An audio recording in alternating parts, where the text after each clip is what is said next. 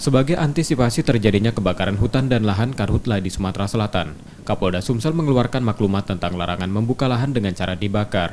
Maklumat Kapolda Sumsel itu berlaku sejak awal Juni dan diharapkan efektif mencegah pelaku pembakaran lahan, karena maklumat memiliki sanksi hukum jika dilanggar, berupa penjara hingga denda. Selain itu, Polda Sumsel juga meningkatkan pemantauan pada setiap desa yang rawan karhutla dengan mengerahkan Babin Kamtibnas dan menyiapkan personil yang dilengkapi peralatan untuk penanggulangan kebakaran lahan.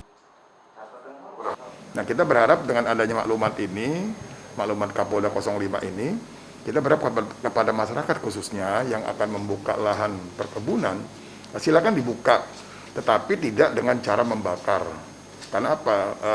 Dampaknya adalah selain merusak hutan, juga menimbulkan udara yang tidak baik. Jadi sekarang upaya yang kita laksanakan yang pertama, kita memberdayakan para Babin Kamtibmas dan Babinsa yang ada di lini terbawah. Mereka menghimbau, memberitahukan kepada masyarakat, menempelkan maklumat-maklumat Pak Kapolda supaya tidak melakukan pembakar hutan. Kondisi sebaran titik panas di Sumatera Selatan mulai meningkat terutama di wilayah timur.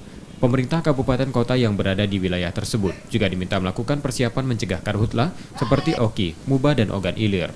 Resi Oktora, Muklas Diferensial, Kompas TV, Palembang.